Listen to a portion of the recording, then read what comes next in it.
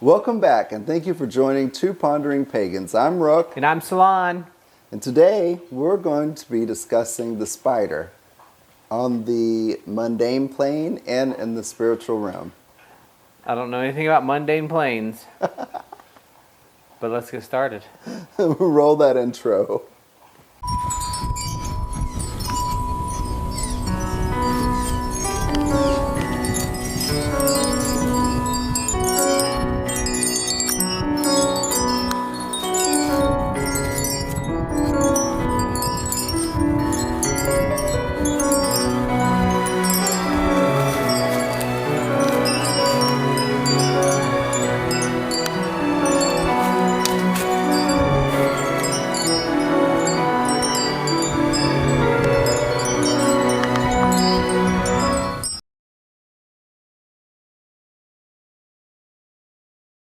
The spider is an amazing animal that often incites fear in humans. But this amazing animal on the mundane plane also has some spiritual implications as well. It's got 8 eyes, 8 legs, and a jumpy disposition. And whoever's walked into a spider web, if you're like me, I like shudder as soon as it hits my forehead, back, ear, whatever the case, leg. Yep. So, I completely freak out with spiders. I'm not a Yeah. big fan. Although I do recognize, and I think we all need to recognize the benefit they have to the environment and keeping insects down. There's many, many, many positive aspects of spiders when it comes to mundane life. And in spiritual. And, it's very interesting because, when we look at spirit animals, we've only done one other one really as our series, which was the otter, which was a lot of fun. otter. But we look at them from 3 different perspectives. We have it from, we have those 3 different perspectives. We have the spirit animal, which, a spirit animal is more like the universe is trying to give you a lesson and show you somebody to work with for a period of time, but it's usually shorter. It's not like a 20-year or a lifetime process. It's just short. And to learn something and grow something. Or it could be a power animal, which is generally selected by the individual. So that's like, instead of the universe saying, hey, work with the spider, as in spirit animals, the power animal is me saying, I am going to work with spider because I need to bring spider energy into my life. It's usually situational. And then totem animal, which is a much bigger thing, which is kind of the animal that represents the majority of your characteristics of your life. And that's usually a permanent thing, but I think it can change. And of course, there's different perspectives of what that is. So a spirit animal, you might get the signal that the universe wants you to work with a certain animal if you see a lot of spiders, if you have a dream about spiders, if you notice more for some reason, if you're driving in your car, roll down the window and there's a spider there more than once. Yeah, or if you're, doing tarot and you keep pulling a tarot card with spider imagery, or you log into something and you see spider name or names like spiders or weaving or things like that, you'll know that the universe wants you to work with spirit animal. Now you said the power animal's one that an individual usually chooses. What about the totem? Would that be the same? Like you would choose it, or do you just pick up on what's around you? And so I think it's going to be different depending on what your beliefs are. But I think the most generalistic way is the spirit animal is universe trying to show you its synchronicities and coincidence, and universal energy alignment. Power animal is I need that power in my life, so I'm going to choose for this situation. Like if I want to be more assertive at work, I'm going to choose a power animal like the wolf that's going to lead the pack, that's going to be more assertive. Or if I need to be more empathetic, I might choose an animal that's very known for taking care of its children, like an elephant. Or if I need things like that. And then, but the totem is usually lifelong. I think it's both. I think you choose it and the universe chooses it, but I don't think you recognize that you've chosen it and the universe has chosen it. It just is, and it occurs. So like totem animal, I would reference back to like Native American practices. I don't have a totem animal. I don't think personally, it's appropriate for me to be or have a totem animal because it's not part of my practices. So, and I am going to put in a disclaimer right now. The dogs are part of the family and part of the presentation, part of the channel. So we have to deal with them. So do you. That's right.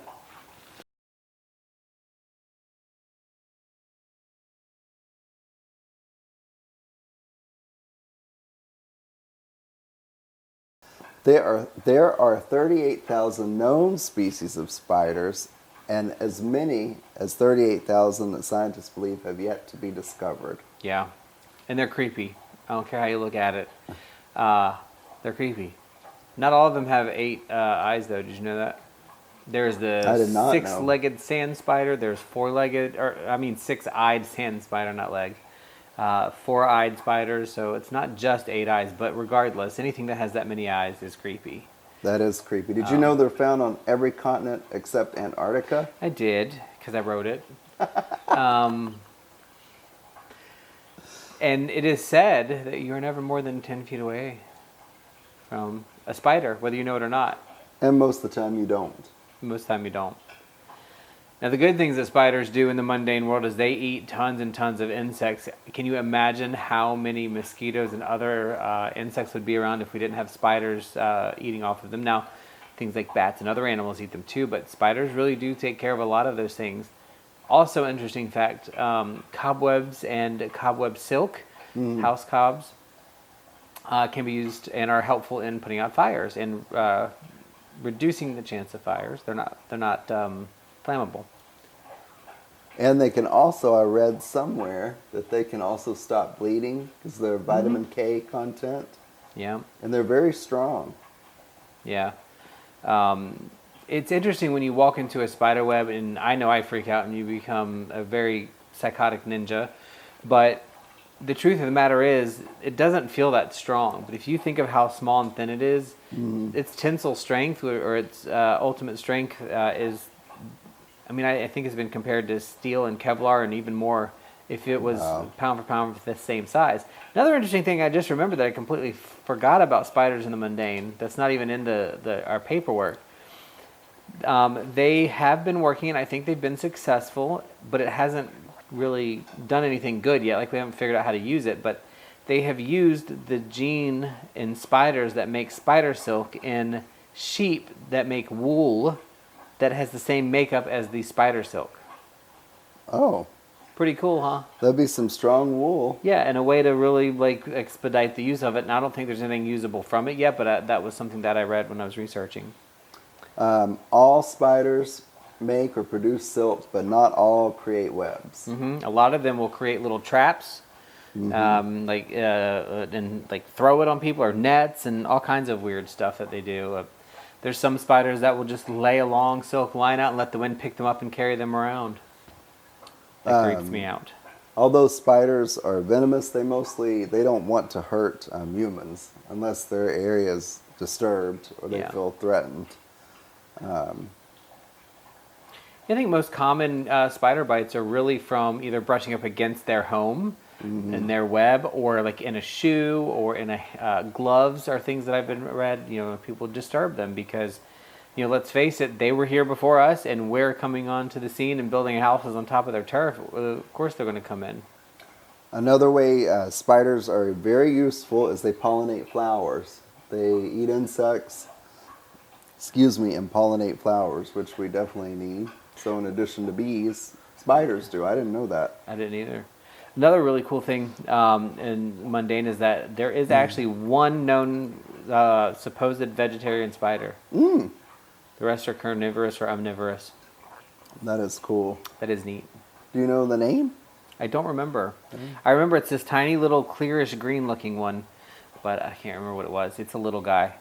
But I mean, the benefit of spiders in mundane life is so much bigger than we give them credit for. I have learned, I freak out with spiders. I have arachnophobia, truly. I freak out. But as long as it's not on me, I can usually manage to deal with them because I know there's such a benefit to them. And then as we get further into talking about the spirit realm with spiders, it's going to make a lot of sense, I think. And I think spider energy is something that we all should pay attention to and is very strong right now. So if you see a spider, just get a piece of paper and help it outside. Or just leave it alone and let it go Yeah. wherever it's going, because it's going to be there whether you see it or not.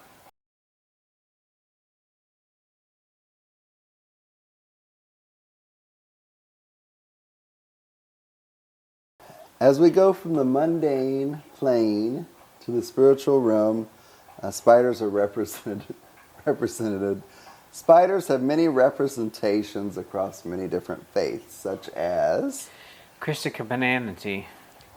Christianity. Yeah.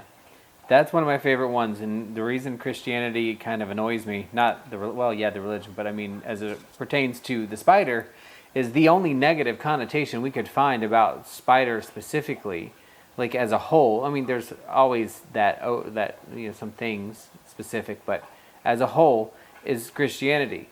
So Christianity looks at the spider as weaving trap webs and using it to trick you like the devil, and like who would come up with that with spider just because it's something that you fear? Anything to blame your actions on another make-believe thing like the devil.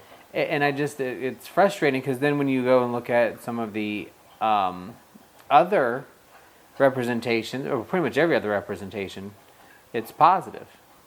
Ancient Egypt and Rome, spider represents happiness. You've got the grandmother spider in the Native American tradition, and this is the weaver of all things, the creation, the creation discussion. The Hindus viewed it as the maker of the laws and the first substance, or first known substance. Yeah. Look at it when you think of, to me, like the 8 eyes, the number 8, the 8 legs. It could represent for some people, like pagans, the wheel of the year, the 8, the festivals or cycles. Yeah. I mean, there's a lot of numerology too, and spiders look creepy and they're scary, and I can imagine if you didn't know what they were and you're learning in, ancient times, you have to slowly figure it out, but that's neither here nor there, that benefit. But one of the other things I thought was pretty cool was about Druid. The Druids look at the spider through each of the 3, I don't even know what you call them, levels? Grades, thank you, yeah. So you have the Bard, the Ovate, and the Druid. Yeah, that's right. Right, and so with the Bard, it's the art. The spider as the art, the creation. So like they the create web? the webs, and they design the things. Like the big golden orb spiders that have that little intricate weaving in between it. So pretty. And then the ovate is like locating the hunt, or deciding where should the web be built. That's the ovate gets to see, and is the seer to help where things should go, and how to direct. So, somebody who reads tarot a lot would be considered a seer or an ovate type personality. And then the druid is the all-encompassing aspect of the spider and everything back together as one whole. So that was pretty cool. So Christianity is the only negative connotation. Only negative connotation. Of course. Yeah. And of course it has to do with the devil, which is also something they made up, in my opinion. Yeah. How convenient to blame somebody or something else for your fuck-ups. Exactly. Basically. I just remembered something too from earlier on in the mundane section, but now I can't remember what it was. So hopefully I'll think about it. But regardless, when you look at spider in the spirit realm, and we're going to talk about like the deities that are focused on spider, but I think of spider just in life in general, and why I feel like spider is showing itself now is we're seeing more spiders everywhere. I'm thinking about them a lot. I'm seeing them on the computer. They're coming up in different ways where I didn't always notice them. And one of the real big things for me for spider is the weaving part, right? It's you take this chemicals, natural chemicals, which is always funny to me when people are like chemicals aren't natural. I'm like, yeah, everything's made out of a chemical, Elements and But you look at taking an animal, a creation of nature, taking taking these elements and chemicals and creating this silk, and then using this silk to create this web. Now this web then supports that spider through food or through shelter or whatever way it does. So they're literally weaving their own fate with their silk, creating something out of nothing. Now, granted, everything does come from something new, but that's what I think of when I think of spider spiritually, is how we transmute things. We take, X, Y, and Z and make A, B, and C out of it, and it's something completely different and meaningful and useful in our lives. Spider wants us to do that. Spider right now, to me, is really, in the current environment, is spirit animal, is what I'm thinking. I'm seeing it in the universe. I'm feeling time of the spider really needing to be involved as we rebuild the web of community and get people back together and talking again and physically together again and communicating and recognizing that whether we're all connected and what we do is going to affect others whether we know it or not. That brings to mind something funny, like from a make-believe story, but it makes sense. Spiritually, to me, when I think about a spider, I think of persistence, determination, manifestation, and yes, communication. If you think back to Charlotte's Web, I knew you were going to get a Charlotte's Web. How she was able to communicate with people. Yeah.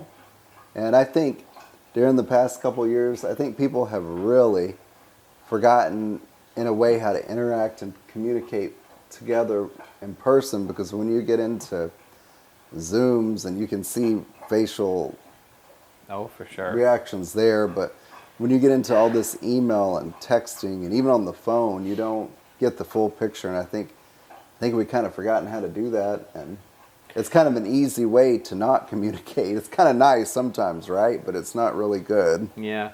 I think that's an important point. I mean, communication is one aspect of it. When you think of a spider's web and the fly or an ant, something flies into it, the whole web is affected.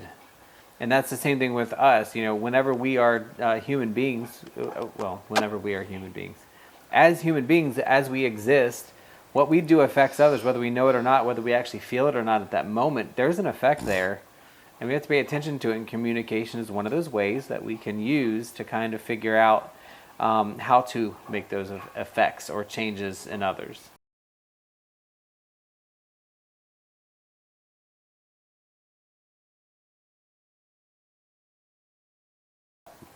So apparently, there's this story of a lovely lady who was bringing up 3 very lovely girls.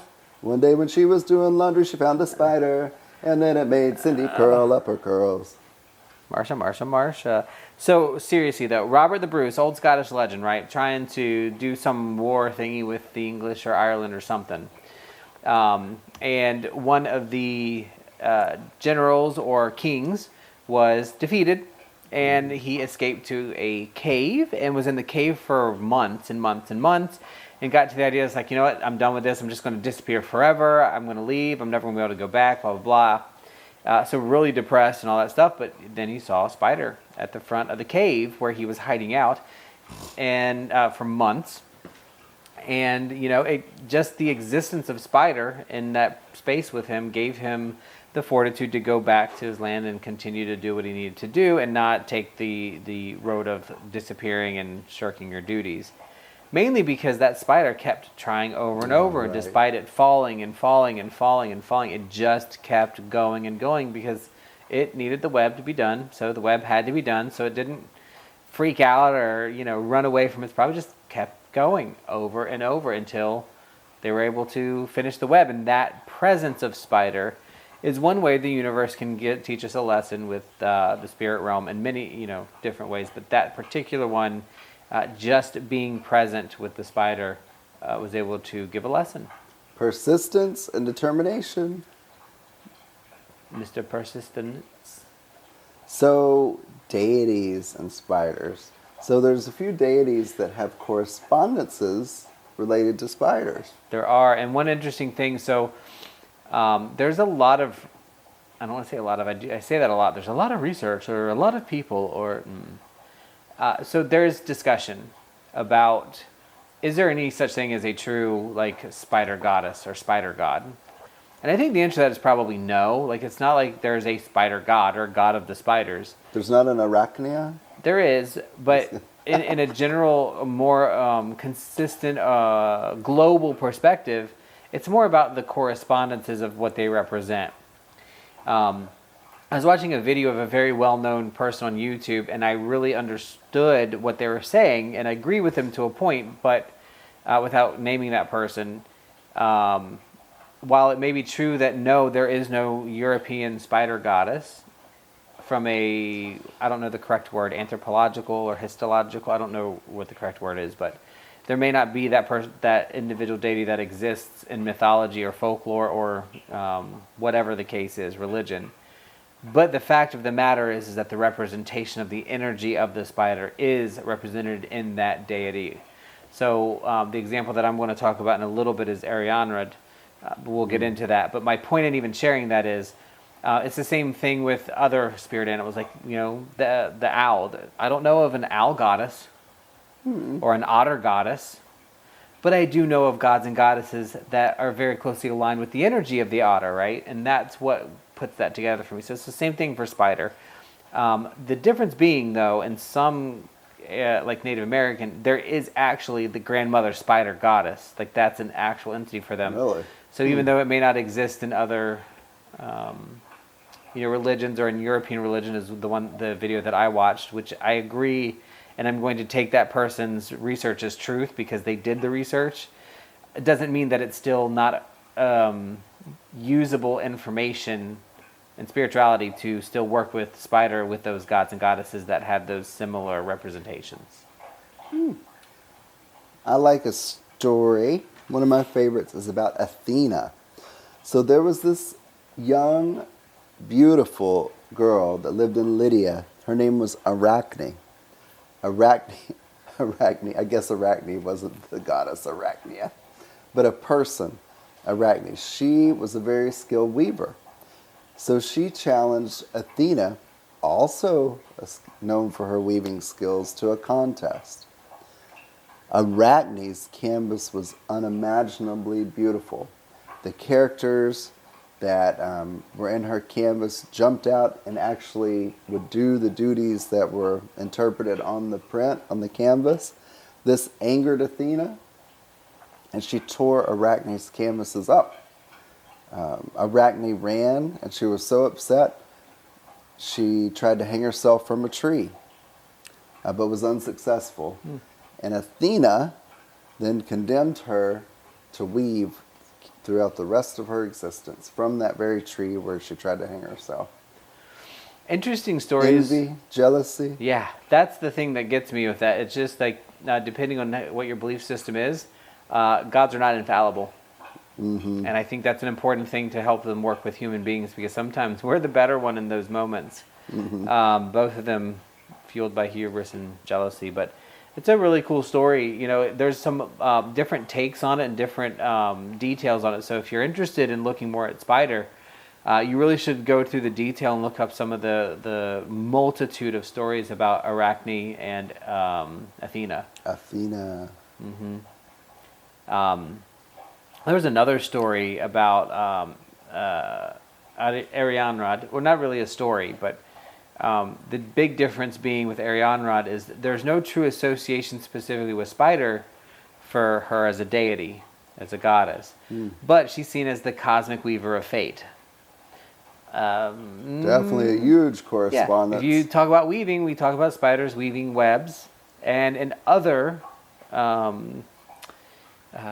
cultures and religious systems, the spider is seen as the weaver of fate, or the grandmother spider, like we talked about in the Native American belief systems. I say it like it's one. There's multitudes of them, but point being, Arianrhod is a part of that weaving of fate. And if you think about or go back to what the loose translation of Arianrhod's name is, if I'm even saying it right, is silver wheel. And you think of wheel, she's associated with the harvest and the turn of the wheel, which again is the 8 parts of the turn of the wheel, the 8 seasons, the 4 and 4, with the 8 legs and the 8 eyes. Yeah. So there's all these correspondences and coincidences that some may see as synchronicities or something different that really kind of filter back into where we started. And I think Arianrhod is a Celtic goddess, and she's a moon goddess. That's probably where the silver comes from. But like I said, in the research that we were doing, it's identifiable that, she was probably never known as the spider goddess. Yeah, probably. But the correspondences and the things we draw today are. And it is frustrating sometimes when, somebody references something as New Agey bullshit. Mm-hmm. And I get it. New Agey is different. And maybe we are making stuff up and reconstructing things in certain places to fill in the blanks. But there's not much else to go on. And I think you have to yeah. the time is different. We're not out there hunting every day, and we're not making milk, and we're not doing all these things, making bread. We buy it. The times are different, so it kind of has to morph, I think. And I think it's important to have that knowledge. I think it was neat to have this other person that really does research and puts things together, and I think it's appropriate and it's good, and you need to know and should know the truth about things as much as you can.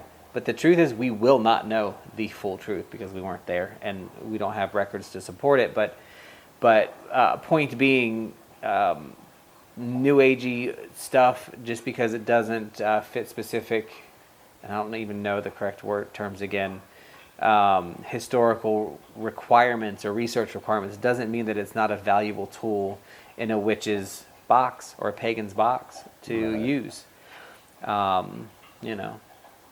And this all goes, to me, since we're on spiritual, one thing I love about paganism, Wicca, whatever it is that it's the whole principle and concept that we're not praying to someone or something to give us something. To me, I think we use these stories, whether they're the old traditional form or new stories, to get inspiration to do things for ourselves. So, like the story you shared, to me, if I read that, she's a dream weaver, but I would get inspiration from that we weave our own webs. We control our own destiny. It's not the devil. It's not fate. There can be coincidences of things happening, but your web is weaved. Your path is formed by what you do and don't do. Point blank.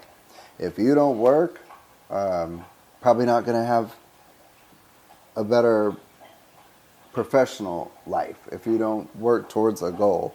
Exactly. If you do, if you work hard, we've talked about this before, whether it's exercise, health, fitness, whatever, it's what you do for yourself. And I love that. Talking about one of the deities, probably the only one I really worked with, Ganesh. And it's not that, he's going to bring me good fortune and take away my obstacles. He reminds me that if you work hard and do for yourself, you remove your own obstacles and you bring fortune to you. It's the same with Spider. Spider wants you to weave your own web, and we're actually going to talk about how to bring Spider into and work with Spider in some specific ways. Ooh, I can't wait.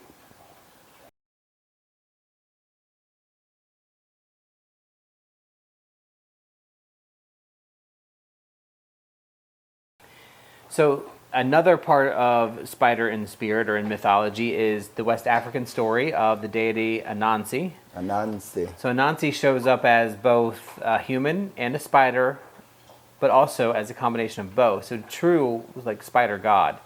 And very interesting, I think father is Niame, which is the god of the sky. One of the interesting things that this Niame can do is rain. Causes extinguishment of fire, and that's just one of the things about that father figure. So then there's Anansi, like we said, and so Anansi has some connotations or some connections with Spider. So one of the things that I think is interesting is the trickster description of him. And we hear about tricksters often in mythology or in religions. Loki, yeah, right. And we think of the trickster as like that being a bad thing, like class clown or sowing discord or chaos. But that's not necessarily the case. With Anansi, trickster is more of somebody who presents puzzles and has to give examples and analogies and help somebody actually figure it out on their own. It doesn't give you a direct answer. But that's something that we would see with Anansi in West African mythology. Anansi's mother's name, although I don't know much about her. Her name is Asaseya. Asaseya. Asaseya. So let's talk about spider's presence in your life. And now we talked earlier about the difference between a power animal, a totem animal, and a spirit animal, right? And again, this is just what we've learned, what I use, and it's in no way, written in stone. But there's a couple of things that you can do to work with these spirit animals in different ways. I wanted to start with the totem animal first, because the totem animal is the one least likely to change, right? When we talked about that. So if you are somebody who has spider as a totem animal, it generally would mean that you are very creative. You take base materials and create things with them. You are, I wouldn't want to say a weaver to be, consistent, but a weaver of things. It doesn't have to be a weaver of baskets or webs. You're a weaver of ideas, of thoughts, of stuff. I mean, you could be a weaver of paint, right? You weave the paint strokes into a picture. Or weaving your pencil strokes into a drawing. So as a totem, though, that's like the general, that'd be your overarching animal if it was your totem animal. I think that's kind of how spider would work as a totem animal. Now, I also think, how can you work more with that totem animal? Well, look at what they do in nature, look at how they act in nature, and learn about them. That's the number one way. What about as a spirit animal?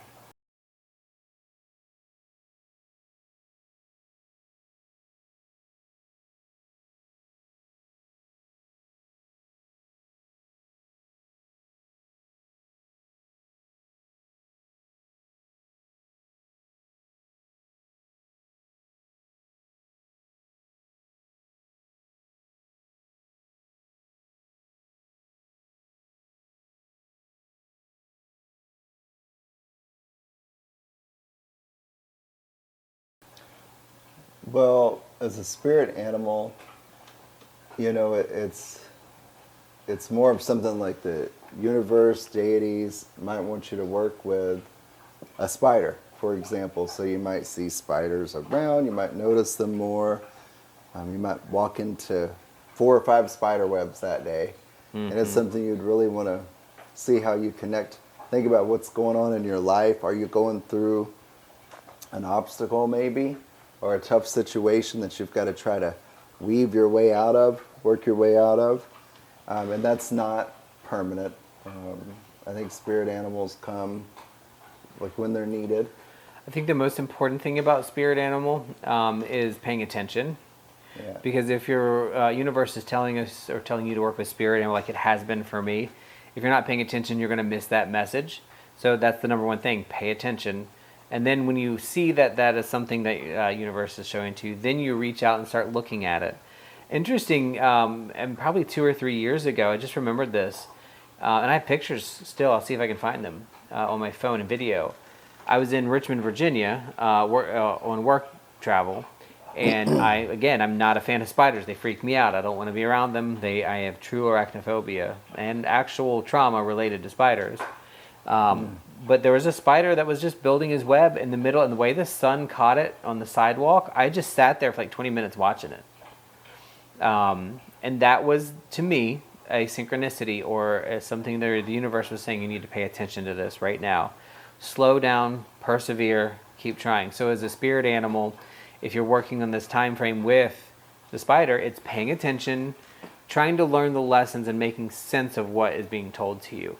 Because often universe is giving us information. Sometimes it tells you exactly what that is, and sometimes it doesn't. With spirit animal, it doesn't. You're going to have to figure it out through that animal and through your communication with that animal. And then that leads me to the power animal. So the power animal is where we take much more initiation, or much more initiative, to seek out and learn about this animal, the spider. And we seek out knowledge about the history of the mundane life, the physicality, the social aspects of it, the mental, the spiritual representations, and really work to bring that energy in. How would you do that? Pictures of spiders. Using webs of things, right? Or you could go to a pet store. Go to a pet store. Or even pull up a video on YouTube and just study how they move, study how they work. Anything to visualize the animal. Exactly. So in the end, all three of them, it really is about, learning more, asking more, finding out, stepping outside of your comfort zone, and then incorporating all that into what you're trying to learn. Awesome. I have a feeling this is going to be a very long spirit animal because our last one I think was like 10 to 15 minutes. 10 minutes. I love the spider though. Yeah.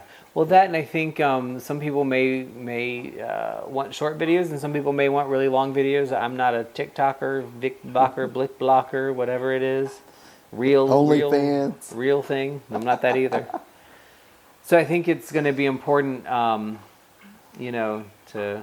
just have the conversation, and hopefully you'll learn something from it. If you have anything to add, you'll put that in the comments, or you'll email us. Our email is up on our YouTube channel, but comment. Tell us what you think about spider. Have you worked with spider? Is it something that's important to you? Do you have something to add about spider that we didn't talk about that we need to cover, could talk about later? Leave that information. And pay attention if you come across a spider more than usual, or spiders, you may be in a time of transformation and change. Yep. So thank you for coming and visiting the Two Pondering Pagans as we talk about spiders, and, pay attention to the universe. It's telling you shit. Thank you. We hope you enjoyed it. If you liked the video, like it. If you don't, thumbs down, and always subscribe. And comment. Comment. It's obvious we have no clue what we're doing, but we're going to keep doing it anyway because we like it. Every time we can. No clue. This is so confusing. Bye! Really? You can edit that out. Okay. He does this thing where he's like, and then he goes, She lived in Lydia and she was a skilled weaver girl. Skill Weaver girl. All right, so